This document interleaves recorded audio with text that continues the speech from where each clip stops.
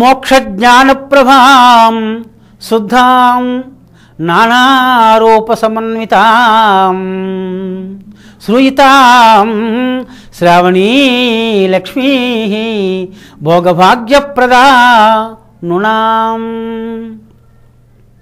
అమ్మవారి స్వరూపం. అమ్మవారట జ్ఞాన మోక్ష ప్రభా శుద్ధ. ఆ తల్లి జ్ఞానస్వరూపిణి, మోక్షమే ఆ తల్లి. దివ్య తేజ సంపన్న, శుద్ధ స్ఫటిక చైతన్య తల్లి. కనుక ఈ 4 లక్షణాలు చెప్పారు శాస్త్రవేత్తలు. ఆ తల్లిని సదాచారంతో ఆరాధన చేస్తే, శ్రావణ మాసమే కాదు ఏ మాసాల్లో ఉన్నా సరే వేదోక్తమైన అర్థంతో జ్ఞాన సంపత్తితో ఆరాధన చేస్తే ఆ తల్లి అనుగ్రహం కలుగుతుంది చెబుతోంది శాస్త్రం.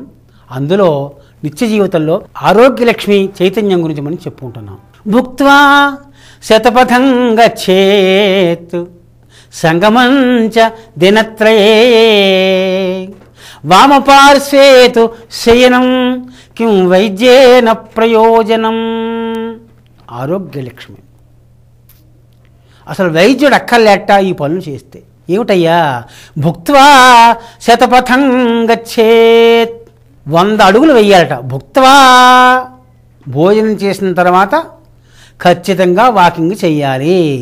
మన వాళ్ళు భోజనం చేసిన వెంటనే పడకేస్తారు, బొజ్జలతో తయారవుతారు. భోజనం చేసిన ఇటు ఇటు అటు ఇటు కనీసం 100 అడుగులు. 100 అడుగులు మాత్రమే కాదు, కనీసం 100 అడుగులు వెయ్యాలట. శతం అనేది 1 2 3 4 లెక్క కాదు. ఇది శతం అంటే కొన్ని, అంతే, ఒక అపరిమితమైన సంఖ్య. కేవలం 100 కాదు ఇది. భుక్త్వా శతపదం గచ్చేత్ సంగమంచ దినత్రయే. భార్యాభర్తలు 3 రోజులు ఒకసారి మాత్రమే దాంపత్య ధర్మాన్ని వహిస్తే కొంతకాలం వచ్చిన తర్వాత వాళ్ళు ఆరోగ్యంగా ఉంటారట. వామపార్శ్వేతు శయనం, ఎడం వైపు తిరిగి పడుకోవడం సర్వశ్రేష్టం అని చెబుతోంది శాస్త్రం. ఇది పురాణం చెబుతున్నమాట. అది వేళ విజ్ఞాన శాస్త్రం ఒప్పు తెరవలసిందే.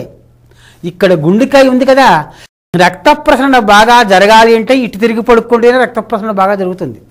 అందుకని ఎడం వైపు తిరిగి పడుకోవడం చాలా సర్వశ్రేష్టం అని చెబుతోంది. అన్నం తిన్న తర్వాత 100 అడుగులు వేయడం సర్వశ్రేష్టం అని చెబుతోంది. దాంపత్య ధర్మాన్ని 3 రోజులకు ఒకసారి మాత్రం అనుభవిస్తే ఇద్దరికీ మంచి ఆరోగ్యంగా ఉంటుందిరా అని చెబుతోంది శాస్త్రము. ఈ 3 పనులు చేస్తేట కిం వైద్యేన ప్రయోజనం. ఈ వైద్య అంటే 2 అర్థాలు ఇక్కడ. ఒకటి మందులు ఇచ్చేవాడు డాక్టర్ గారు, మామూలు అర్థం. ఇంకా డాక్టర్ గారి దగ్గరికి వెళ్ళక్కర్లేడు, చిర్రని చేతట్టవాడు. ఎడం వైపు తిరిగి పడుకున్నా, 100 అడుగులు భోజనం చేసిన తర్వాత వేసిన, 3 రోజులకి దాంపత్య ధర్మాన్ని స్వీకరించిన వాడికి ఇంకా డాక్టర్ దగ్గరికి వెళ్ళాల్సిన అవసరం లేట. ఇంకా రెండవ వైద్య అర్థం ఏంటి అంటే విద్యావాన్ వైద్య అన్నారు. జ్ఞానవంతుడు కూడా వైద్యుడు. ఉపనిషత్ జ్ఞానం, పురాణ జ్ఞానం, పాండిత్యం. కనుక ఆయనకి డాక్టరేట్ ఇస్తారు, వీడికి డాక్టరేట్ ఇస్తారు. ఒక మంచి విషయం మీద పరిశోధన చేస్తే ఆయన్ని డాక్టర్ అంటారు, ఈయన్ని డాక్టర్ అంటారు. కనుక ఈయన వైద్యుడే.